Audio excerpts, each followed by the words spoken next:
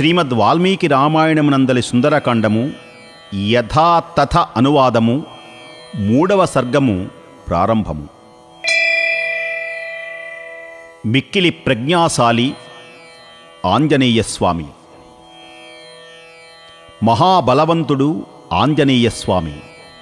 ఆ కపిశ్రేష్ఠుడు ఉన్నత శిఖరములు కలిగి ఎత్తైన మేఘముల వలె ప్రకాశిస్తూ లంబమానమై త్రికూట పర్వతమునందలి రమ్యమైన వనములతో జలాశయములతో ప్రకాశించే రావణ పరిపాలితమైన లంకా నగరమును ధైర్యమును వహించి ప్రవేశించారు స్వామి.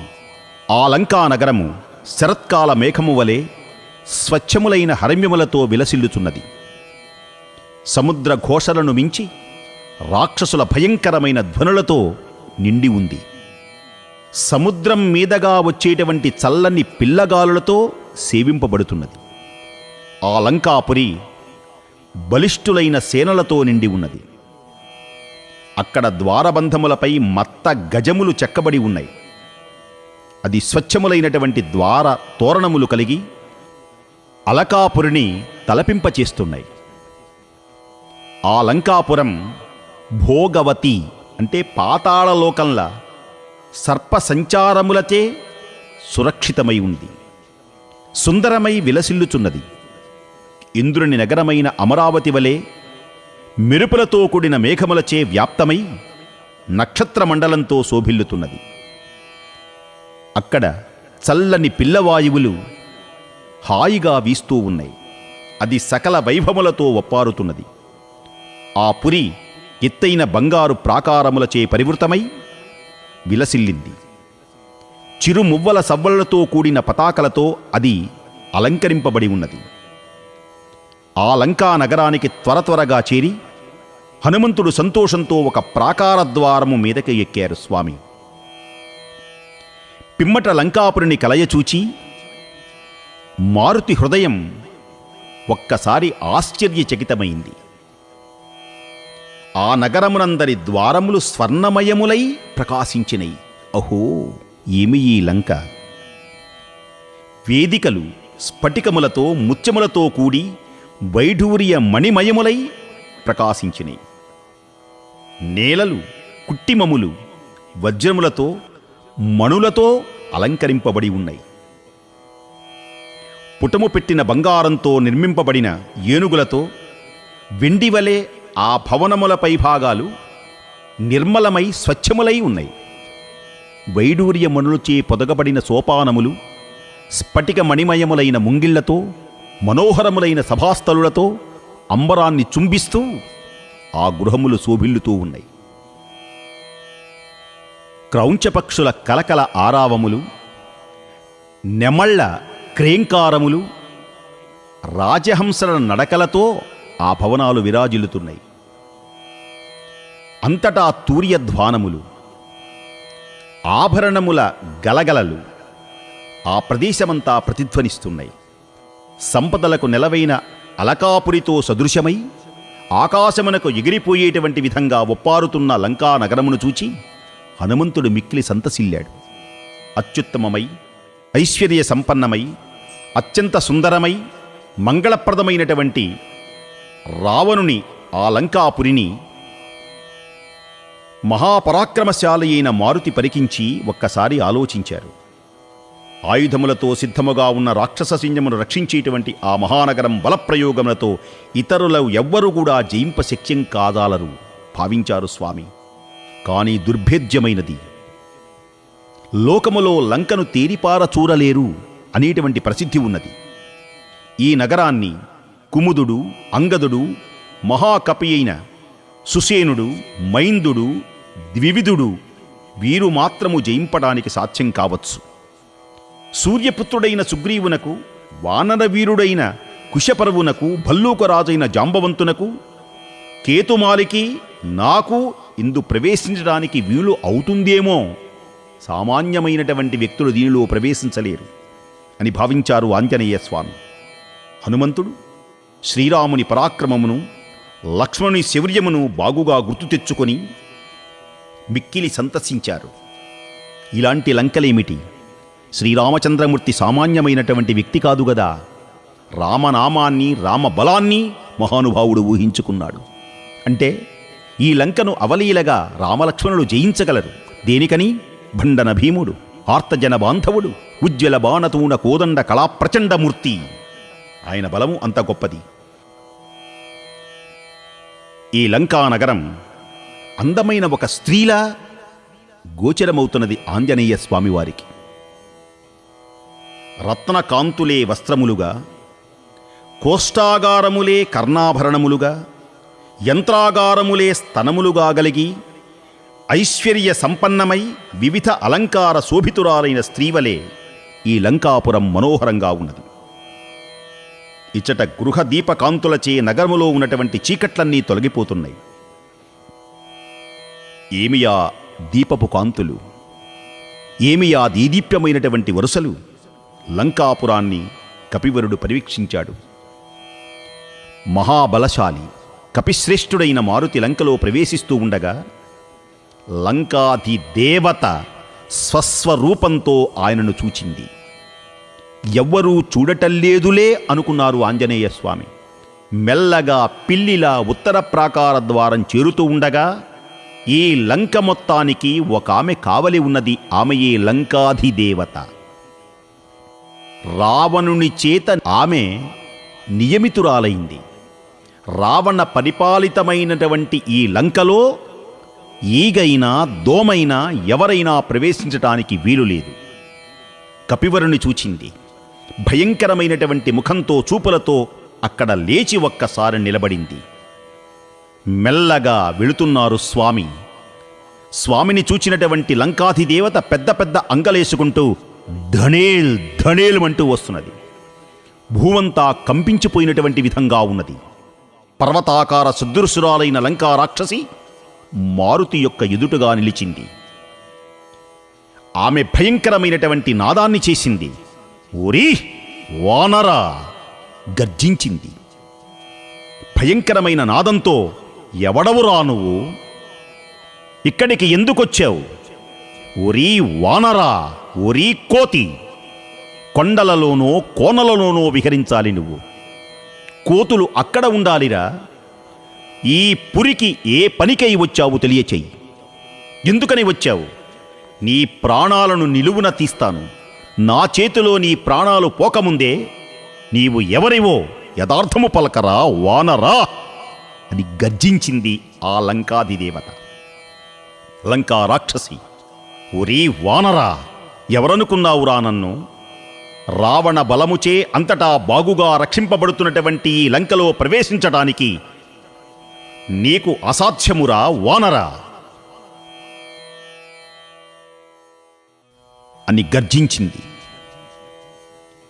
లంకాపురికి కావలియున్న లంకను నేను, లంకాధిదేవతను, నీ ప్రాణములను నిలువున తీతును, తెలియచెయ్యి అని ఎప్పుడైతే లంక గర్జించిందో మహావీరుడైనటువంటి హనుమంతుడు ఒక్కసారి అన్నారట, ఓ లంకిణి, నీవడిగిన యథార్థం తరువాత వచిస్తాను.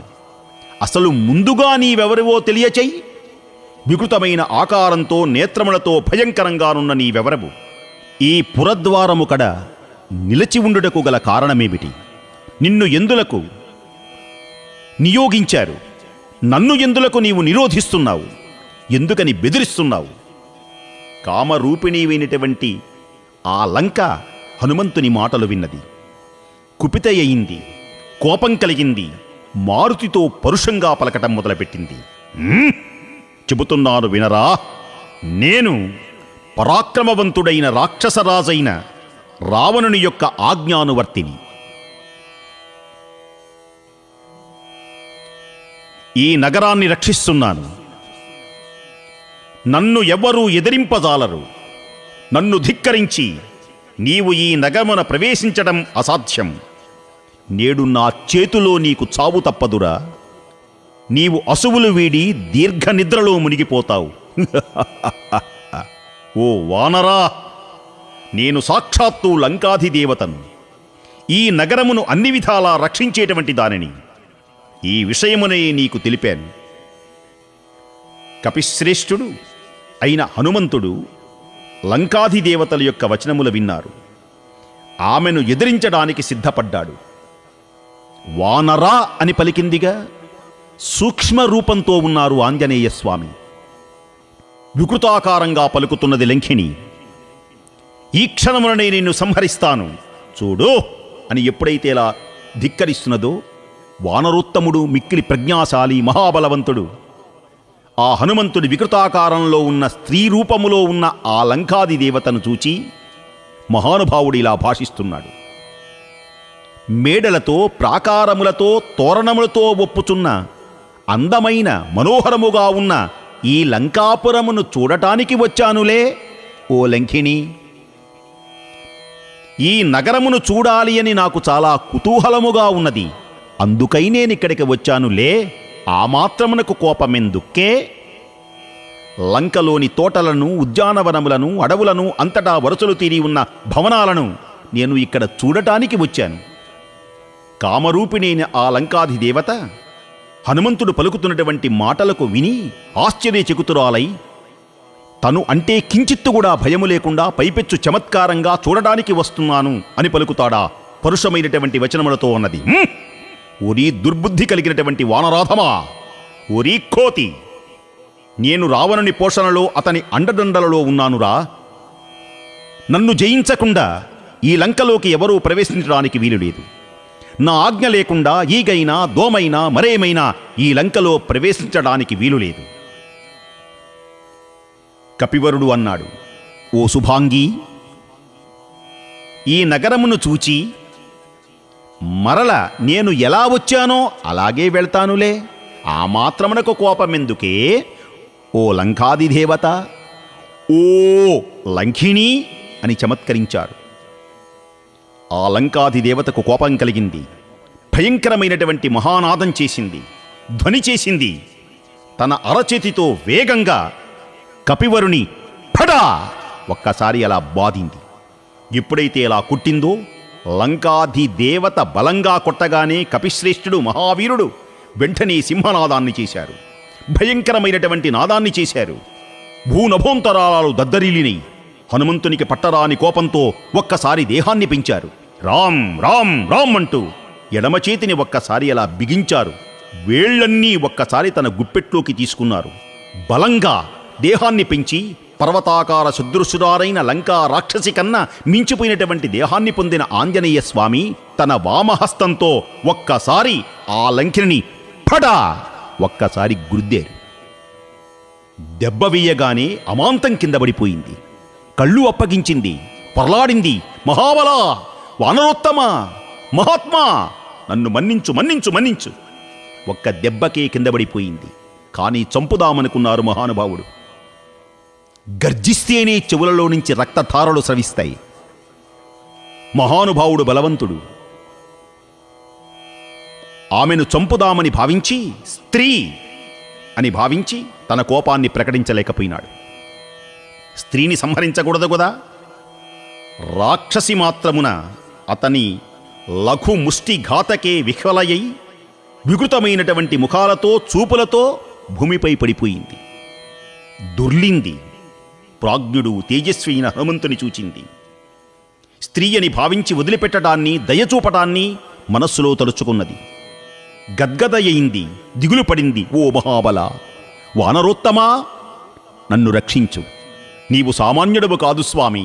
శ్రీరామనామ ప్రచారకుడవు నీవు, జయ రామతత్వ విశారదుడవు నీవు, సర్వమంత్రతంత్ర ప్రసిద్ధుడవు నీవు, మహత్కార్య సమర్థుడవు నీవు, సర్వము కాచెదవు, గర్వము దృంచెదవు, పర్వము గుర్చెదవు, సర్వోదయ ప్రభూ. నీవు సామాన్యుడవు కాదు. నిన్ను సర్వాధికుగా నెరుంగక కడున్నీచురాలనై నీచపున్ కిన్నుకన్ నీ మహనీయ దేహమునకున్ కీడిట్లుగా వించితిన్. దయగునుము స్వామి, భయమును బాపు, జయమును కలిగించు.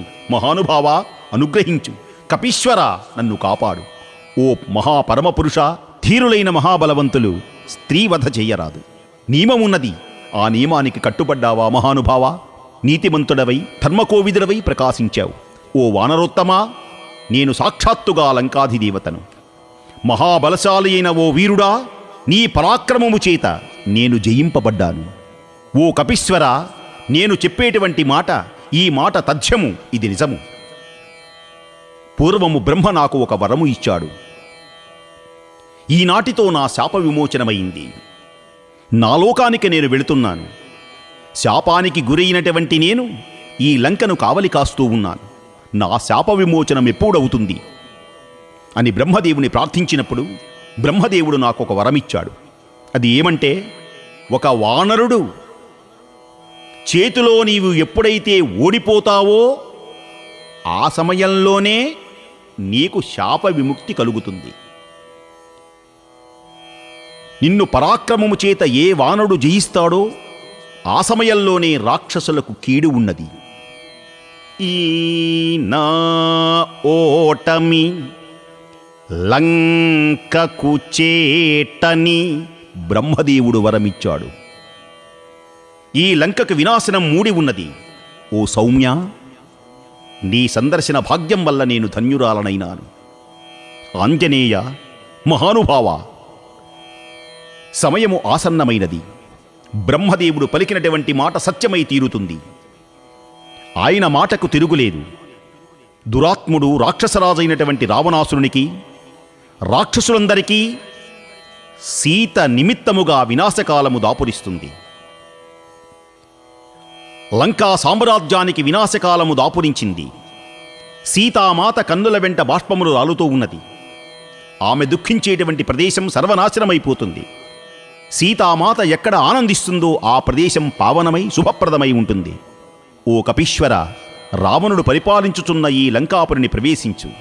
వెళ్ళిరా, మీదే విజయం. నందీశ్వరుని శాపమున్నది. లంక వినాశము మూడనున్నది. క్షేమముగా వెళ్ళిరా, ఆనందముగా వెళ్ళిరా. విజయోస్తు విజయోస్తు శ్రీవీర హనుమాన్. నీకు విజయములు కలుగుగాక. నీవు తలపెట్టినటువంటి కార్యములన్నీ సక్రమముగా నిర్వహించునుగాక. నిన్ను ఆరాధించినటువంటి వారికి సకల దోషములు తొలగిపోయి ఆయురారోగ్య ఐశ్వర్యవంతులై ప్రతిభామూర్తులై తేజోవంతులై సకల విజయ పరంపరలతో ప్రకాశించదరుగాక.